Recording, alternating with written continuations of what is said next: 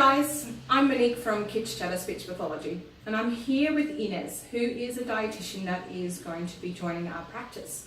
So I wanted to introduce her to you and get her to tell you a bit more about how she can actually help you and your children.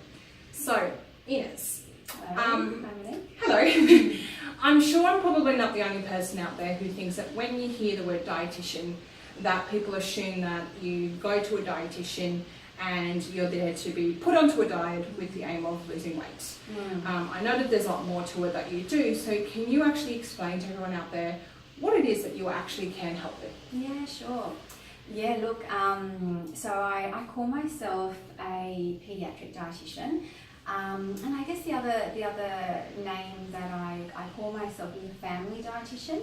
As you mentioned, I work with Kids Dig Food, and we really value recognising that things that happen to children, it doesn't belong to them alone. It kind of just to acknowledge that, you know, there's a whole family unit, and often there's a carer or a parent and a child, and so it's a little bit more complicated than just it being a child issue alone. So you help each member of the family? Yeah, so usually there are lots of different things going on, and yeah, it needs to kind of start off with the whole family. Yeah. So a little bit about what I do. So I kind of can help in 4 main areas. Lots of little things that I do, but the first one would be helping children that are described as picky eaters or fussy eaters. Or We've sometimes, heard a lot of those. Yeah. Sometimes they're described as difficult to feed. And so, you know, you might find that it's a toddler, and you might find mum or a parent or a grandparent, you know, following the toddler around, trying to just get one bite in. So just these little situations like that. So that's one area. I also can help with children that are reacting to food and perhaps have some tummy troubles. And what do you mean by reacting to food? Yeah, okay. So sometimes parents might suspect that a child is perhaps getting a skin reaction when they eat a particular food. Or so they you're might talking get like allergies and things like that? Kind of like an allergy. You could kind of call it, it could be allergy, or it could be a food intolerance is kind of what we would call it. Yeah, so some kind of reaction. Sometimes parents suspect that the child might be even reacting in a behavioural kind of way. So any kind of reactions to food that you're kind of wanting to work out what's going on there. Yeah, so that would be the other area. Then I guess the third area would be any concerns around growth and weight. And then finally, deficiencies.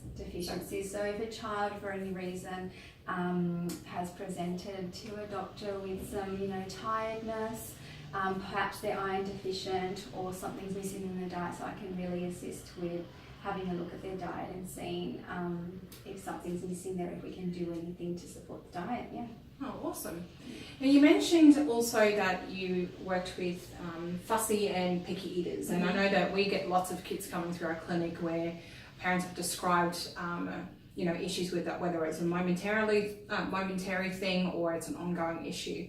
But you know, fussy and picky eaters, what exactly does that really mean? Is it just sort of a child who's just choosing, you know, not to eat their broccoli, or, you know, sort of those foods that are often described as yucky or something like that? So, you know, is that, you know, I'm sure there are plenty of parents out there who have kids who just don't want to eat a particular food. So at what point is it considered where it is just a child who just doesn't like the food versus when it's an actual problem? So can you sort of expand on that? Sure, yeah. So, you know, it is a big answer because we've got so many different children, and of course it depends on a number of things, for example, developmental age.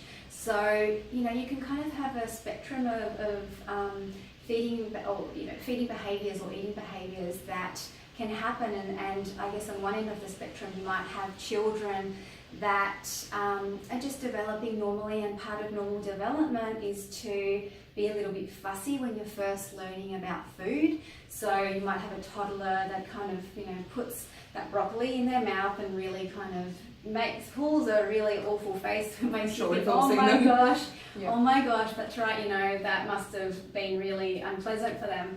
But in reality, often their facial expressions are not related to it being an unpleasant experience, but a learning experience. It probably is just a big surprise. It might have been a big taste, or it might have been a texture they'd never experienced before, and it really surprised them. So often it's not the time to kind of decide that they didn't like it yet. Yeah. So it's not necessarily a problem, it's just a new experience. That's exactly right. So that's right. So we would expect some fussiness, and that's kind of that end of the spectrum.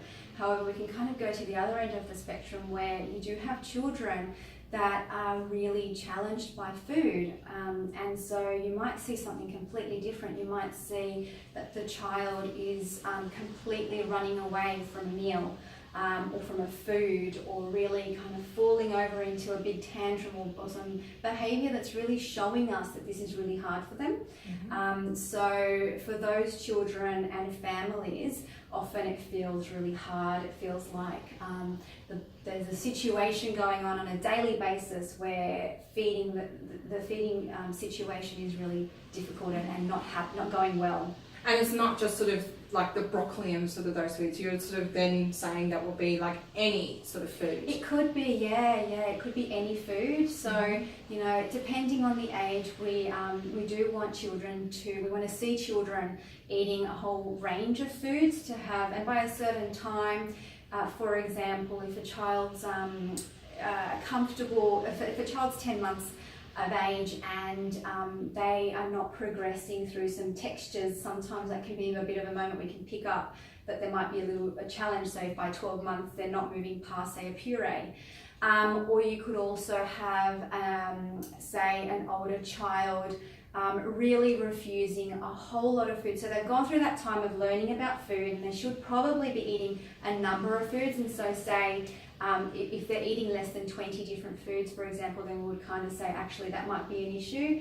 We should so there's have sort of kids where we hear it all the time that my kids will only eat like chicken nuggets or only eat just sandwiches with cheese or something like that, and that's all they'll eat. So would those sort of be the kids that you would say, well, maybe there's a little bit more going on and not just, Yes, definitely. And often it's that something has happened in their little life so far that has challenged them in some way. So the issues could arise from a whole range of different places. It could be that they have a sore tummy, maybe they have some reflux, and their experience with food is really uncomfortable and unpleasant, and so that's like a physical reason as to why they're having trouble eating. That's right. And so years later they're still fussy because the whole time they were really uncomfortable. Or it might be something like your area where they've had some issues chewing food, and it's really, really hard. It's a big job for them to try and chew this food.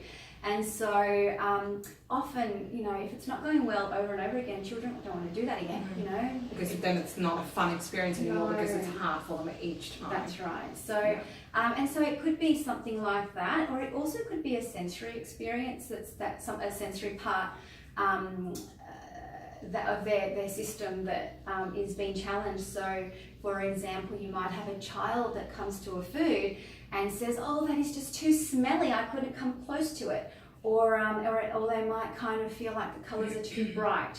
So again, it just makes the experience uncomfortable. And for some children, it can be strong enough for them to go, right, I'm not doing that again. I'm going to stay away from that uncomfortable thing, and then we can start to see a problem. So is it safe to say that if you do actually have a child who's a fussy or a picky eater, that generally speaking, there is an actual reason behind why, and it's not just the child sort of choosing that, no, I'm just not going to eat. There's like an underlying reason, and then it's sort of your job to work out, well, what that reason is, and then how to actually go about working past that. So that's sort of your main area. Yes. Look, and sometimes the reasons might be unclear.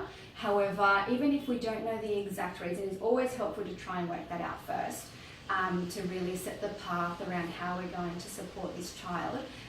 But sometimes there are things that you can do anyway that really support their development. But certainly we would be looking at what's happened to that child, what may have happened to that child that's kind of led the child to be in this situation. And if we do find that, like I said, it can really start to set the path around how to assist the child.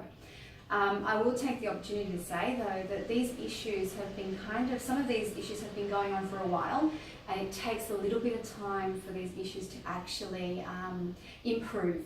Yeah. So it's not an overnight fix. It's not an overnight fix. It does involve, once you really know what's going on, I definitely get a better idea around how long a child might need, or what's going on for the child. But certainly it's a progressive sort of learning experience where you see perhaps over some time a child improve some things that some things that they might be doing. So it might be that they just start eating more regularly one particular food. They may not even be eating. They might not even be actually eating the food. They might just be more comfortable with the food in front of them. Yeah. And look, in a similar way, there are children that might have also had reactions to food that were very scary and unpleasant. It could be a simple gag sometimes. That was really scary, and it might be enough to just set off some caution. So it could have a similar sort of situation that's gone, but the fussiness or that what they've learned about that food or eating remains, and we need to help them work through that to get to a point where they really feel that food's okay again. Yeah. Yeah. So if you do have any questions for Ines about the work that she does as a dietitian, so she works with children here, as we said, she will be here on Fridays. Put your questions down below in the comments, or visit their website. So it's www.kidsdigfood.com.au. And if you have any questions, just pop on in. Thank you.